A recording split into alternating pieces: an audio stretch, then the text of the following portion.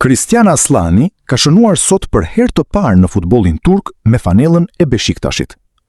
Mesfushori i kombëtares shqiptare ka tundur rrjetën në duelin që ekipi i tij luante kundër Samsunspor. Goli i parë i Aslanit erdhi në minutat shtesë të takimit, kur ekipi i tij fitoi një penallti. Ekzekutimi i saj u la Aslanit, i cili është një specialist i mirëfillt i gjuajtjeve të tilla, pasi rrallë herë gabon.